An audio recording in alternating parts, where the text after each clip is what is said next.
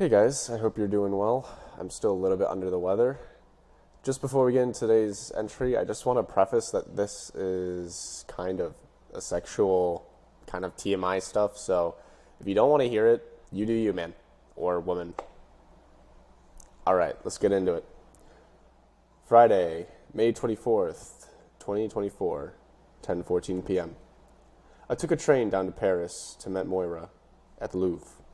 We spent 2 to 3 hours walking around in that place.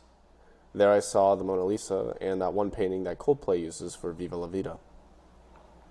After the Louvre, we walked through the garden next to it and towards a boat ride. The boat ride was cool despite the weather being quite chilly.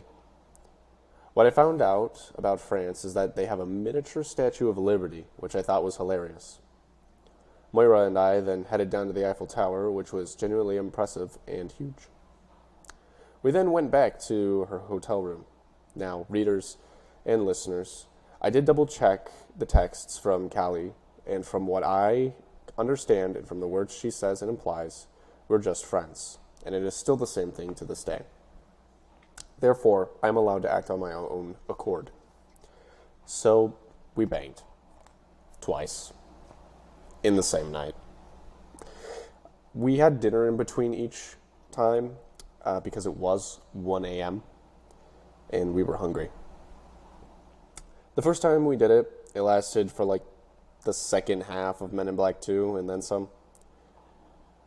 After doing the deed the first time, I just kept on going for a while until we went to go eat. The second time wasn't as long, but still long enough for it to be 3 a.m. We then fell asleep, and then we woke up at 12, or right around noon, and I tried to go for round 3, but we were both exhausted. We were in bed for 3 hours, and after that we went to the Arc de Triomphe, followed by ice cream and a look inside a church.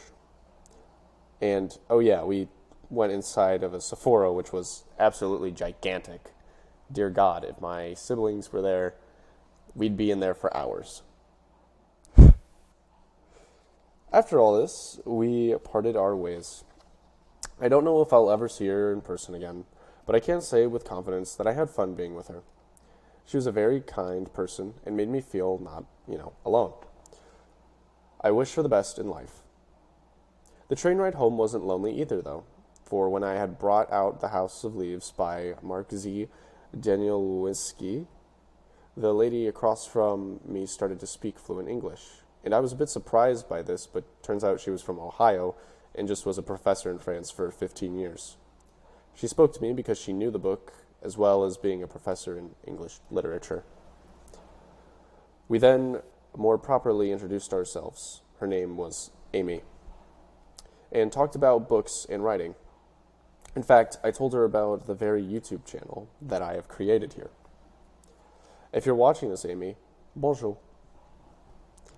We then exchanged Instagrams, and she invited me for a coffee sometime. This actually never happened. Overall, this adventure has started off with an insanely unpredictable beginning. 10:59 p.m. Now, for those of you who don't know, I probably absolutely butchered his name, but it is Mark Z. Danielewski, I believe. And House of Leaves is a very interesting book. I'm on page like 300 and something. I'm at chapter 16. Gigantic book. And I got this book originally because I was told it's kind of reminiscent of the Backrooms, and I like liminal spaces. So I was like, oh, okay, this is gonna be a really cool read. The guy gets, kind of trapped in the Backrooms. Well, I'm gonna preface that's actually not what happens. And what actually happens is this couple buy a house. There's a door that leads into this dark hallway, and the walls and everything start changing. The kind of geometry of the area in there starts to change, and it's like pitch black. It's like quite chilly. And I would say up until around chapter 14, 15 is when they get done actually with the house, where it's now talking about the aftermath and the effects of the house. Another thing that's interesting about this book here is there are two narrators. One narrator is actually narrating on the writings of a person who is narrating their review of a movie which doesn't exist. The movie is called The Navidson Records, and it doesn't exist, but someone wrote a review of it, and then that person died, and then someone picked up the pages and started annotating their own thoughts and feelings on some of the subjects, as well as their own stories in their life. So you kind of get these two different perspectives while you're reading. But not only that, I believe that House of Leaves also perfectly reflects the chaotic nature of the house itself, with the book literally falling apart, if you will, and dismantling as the family does. So, for instance, like here, I just opened up to a page, I think it's like chapter 9 or something. You could see there's like annotations everywhere. There's blue boxes, there's upside down writing, there's different fonts, different sizes, different orientations, there's red crossed out things, there's, not much to a page, for instance. I haven't gotten to it yet, but there is pictures and there are music notes as well. And I have played the music notes. They're right there. There's also, I believe, Morse code.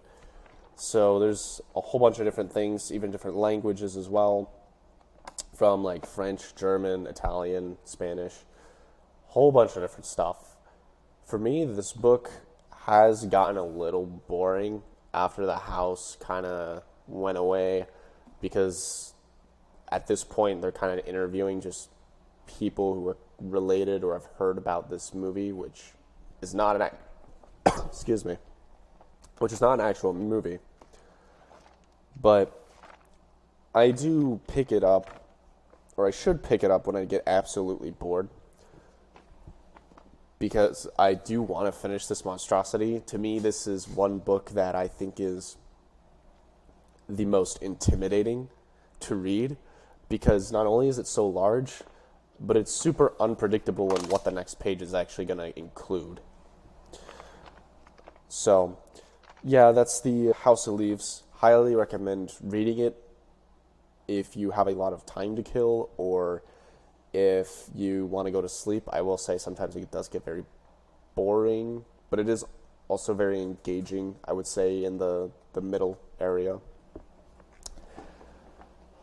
In regards to everything else said in the entry, I mean, it's kind of just how I explained it right then and there. I made sure I covered all my bases to make sure I wasn't crossing any boundary lines, and I wasn't. So that's probably one of the most important things that I did and made sure of before enacting upon my first time. With that, I'll see you guys in the next one. Peace.